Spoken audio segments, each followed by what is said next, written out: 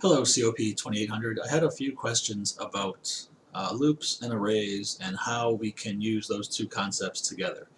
This is a very common uh, programming structure to use a for loop or any kind of loop, but often a for loop to iterate through an array, to do something to each element of an array, whether that be to print it or manipulate it in some way by changing its value or any number of things. But the for loop is commonly used um, for that. So let's just go ahead and declare an array of ints, and we're going to call it bowling scores. It is going to be an array with 3 elements that we can use to keep track of our bowling scores. So um, since we know going in that there are 3 elements in the array, we know that we need to iterate through the array 3 times to access each element. And so since we know the number of iterations, a for loop is a sensible choice. So let's go ahead and just do a little for loop here. I'm going to put 3 for the moment.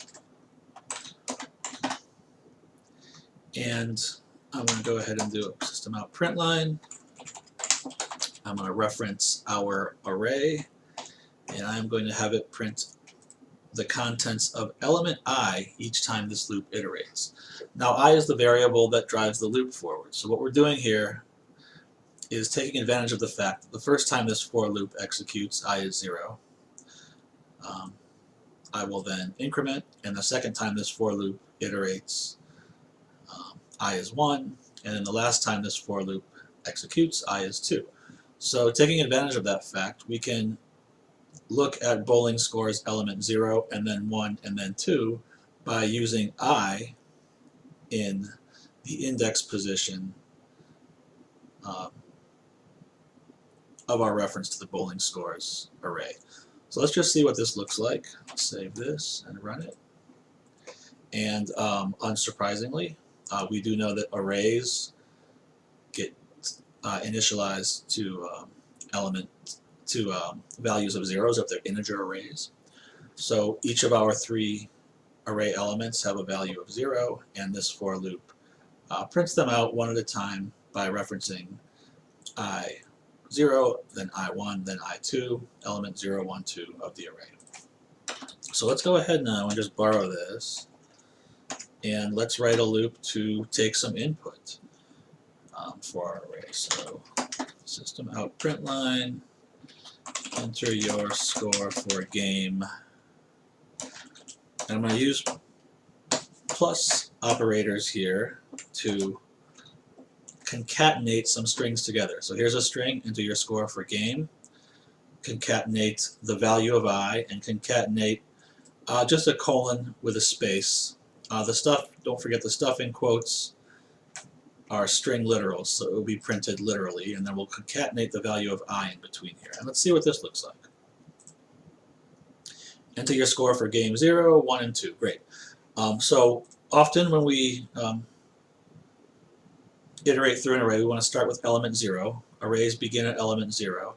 But when we're, as people, we don't often count from 0. We would probably say, enter your score for game 1, 2, and 3. So we can just modify this reference to I. We'll still use the I variable that the for loop is using. We'll still take advantage of that and use it, but we'll just bump it up by 1 in our output only, so that the prompts asking for bowling scores seem a little more natural to humans who begin counting from 1. So let's run that once more. Great, enter your score for game 1, 2, and 3. So we are going to need a scanner in order to read keyboard input. So let's come up here and say scanner, scan, this new scanner, just do that in. And of course, whoops.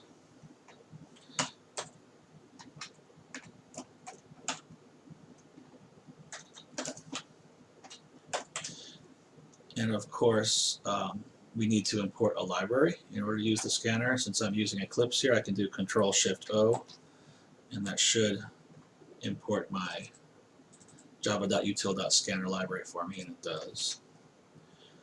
So now that I have a scanner here inside my loop, I can say bowling scores element I gets scan dot next int, and now something to note here. We want the prompts to say game 1, game 2, and game 3. So we reference I plus 1 to make that happen. I begins at 0, goes through 2. If we want to count 1, 2, 3, we need to increase I by 1 simply for the output each time. But when we read the bowling scores in from the keyboard, we will be scoring it in element I of the bowling scores array. So in other words, 0, 1, and 2. Let's go ahead and run this once more. My score, I'm a bad bowler, so I'm going to put my scores 100, 110, 118. Those are input here in the first for loop, and the second for loop prints those scores back out. One other thing I would like to demonstrate while we're here, we have our loop running through as long as I is less than 3, which works just fine. Another option, and probably a better option for us, would be to say, let's run this loop as long as bowling scores, as long as I is less than bowling scores dot length, and we'll take advantage of that length property that we get with an array. This way, if later we change the length of the array and the number of scores that we are tracking, we don't need to come to each of our for loops and make that change. We can just use the length of the array to drive the loop forward, and this won't change the operation of the app at all. So again, just a brief demonstration here of how we can use for loops, and specifically the variable that drives the for loop